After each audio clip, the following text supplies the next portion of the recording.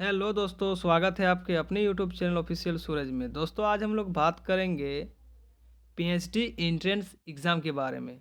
दोस्तों, जैसे कि आप लोग सभी को पता होगा कि पीएचडी करने के लिए, ठीक है, नेट क्वालिफाई होना चाहिए। लेकिन दोस्तों, हम लोगों के राज्य झारखंड से यह अपडेट सामने निकल कर के आ रहा है कि यदि आप लोग झारखंड के कोई भी व्यक्ति यदि पीएचडी करेंगे, विद्यार्थी पीएचडी करेंगे, तो उनको दोस्तों अब जेट का एग्ज़ाम देना पड़ेगा, ठीक है?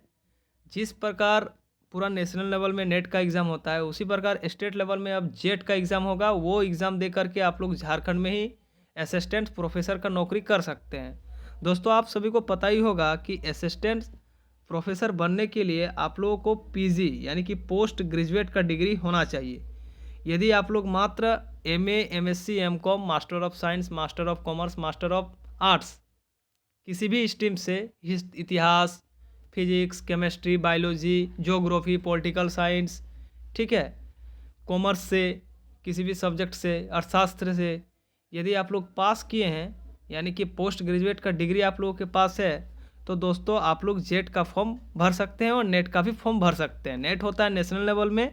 अब जेट बहुत दिन से बंद था स्टेट लेवल में, लेकिन फिर से दोस्तों झारखंड सरकार इसको शुरुआत करने के लिए दिशा निर्देश दे दिया है। इसी पर दोस्तों एक बहुत बड़ा, मतलब जिसको बोला जा सकता है अपने राज्य में ही नौकरी करने के लिए ये इसको लागू किया जा रहा है अब, ठीक है। देखिए, जैसे कि आप लोग को दिखाई दे रहा होगा कि असिस्टेंट प्रोफेसर नियुक्ति व पीएचडी, ठीक है, में नामांकन अब जेट के माध्यम से। क्या है न्यूज और कहाँ से ये न्यूज ना सामने निकल करके आया है, पूरा न्यूज में आप लोगों को बताऊंगा। बस आप लोग वीडियो के अंतिम तक जरूर बने रहेंगे। विशेष संवाददाता रांची, ठीक है। जैसे कि दोस्तों यहाँ पर लिखा हुआ है कि झारखंड के विवि यानी कि जितना भी यूनिवर्सिटी है अंतर्गत अंगीभूत संबद्ध व अल्पसंख्यक कॉलेजों में असिस्टेंट प्रोफेसर की नियुक्ति सहित पीएचडी कोर्स में प्रवेश झारखंड पात्रता परीक्षा जेट के माध्यम से होगी, ठीक है।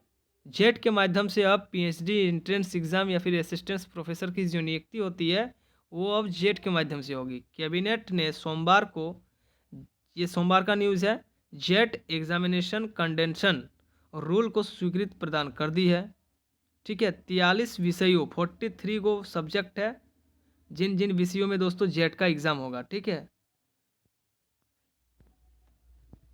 43 विषयों के लिए जेट का आयोजन यूजीसी के मापदंड के अनुरूप किया जाएगा। जो यूजीसी नेट होता है सेम उसी के मापदंड पर किया जाएगा। झारखंड में वर्ष 2007 में पहली बार जेट का आयोजन किया गया था। परीक्षा की अब भी सीबीआई से जांच चल रही है, ठीक है। अभी भी जांच चल ही रही है। जो दोस्तों बहुत सारा उसमें असिस्टेंट प्रोफेसर उसका बहाली हुआ जेट के माध्यम से। जो अभी भी आप लोग पुराने प्रोफेसर को जितना आप लोग देखते हो झारखंड में, सब जेट का बहाली है। अब आप लोग समझ सकते हो। नए रूल के बनने से लगभग 17 साल बाद फिर से जेट के आयोजन का रास्ता साफ हो गया है। जेट का आयोजन जेपीएससी द्वारा प्रतिवर्ष किया जाएगा, ठीक है। जेपीएससी के द्वारा प्रतिवर्ष जेट का एग्ज़ाम किया जाएगा। इसे नोडल एजेंसी बनाया गया है। परीक्षा सीबीटी मोड, ठीक है, कंप्यूटर बेस्ड यानी कि कंप्यूटर पे आप लोगों को देना है, के तहत 2 शिफ्टों में 2 पेपर की होगी। जेट व पीएचडी प्रवेश के लिए अभ्यर्थी की शैक्षणिक योग्यता कम से कम 55% के साथ आपका स्नातकोत्तर की डिग्री, ठीक है, या समकक्ष होनी चाहिए।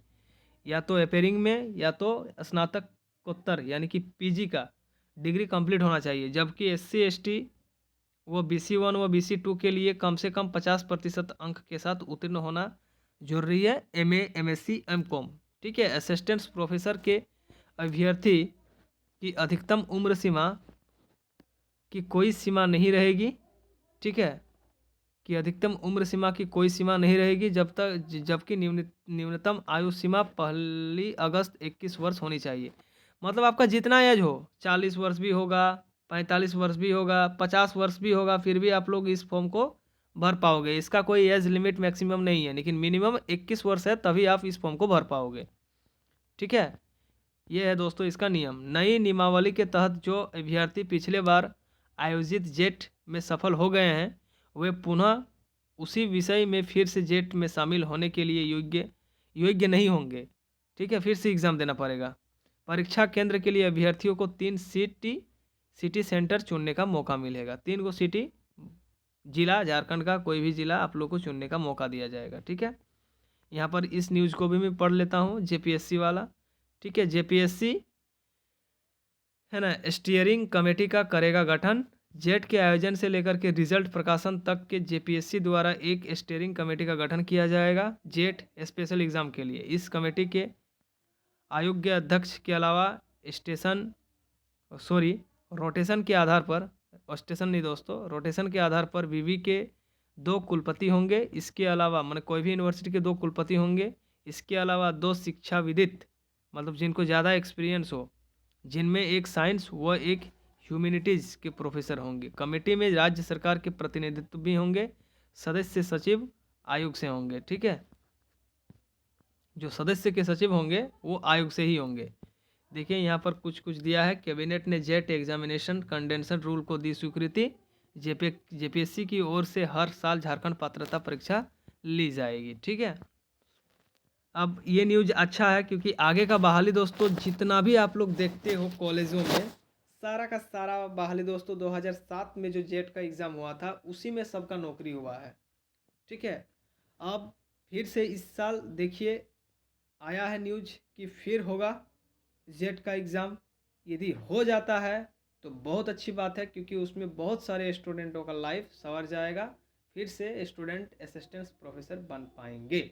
अभी फ़िलहाल आप लोगों को पता ही होगा कि अभी नेट ही के द्वारा होता है दोस्तों स्टूडेंटों का सिलेक्शन, ठीक है। जो नेट एग्ज़ाम पास करते हैं उन्हीं का सिलेक्शन होता है पीएचडी में और असिस्टेंट प्रोफेसर में। अभी जेट एग्ज़ाम आएगा, देखिए उसमें क्या कुछ होगा, वो फ़िलहाल बाद में आप लोग को पता चल ही जाएगा। मैं अपने चैनल के माध्यम से आप लोग को बता ही दूंगा। यदि दोस्तों न्यूज़ अच्छा लगा हो तो लाइक कमेंट सब्सक्राइब चैनल को जरूर कीजिएगा, ठीक है। और ज़्यादा से ज़्यादा दोस्तों के बीच शेयर जरूर कीजिएगा, ठीक है। तब तक के लिए दोस्तों जय हिंद, जय भारत और जोहार झारखंड साथियों। Thank you.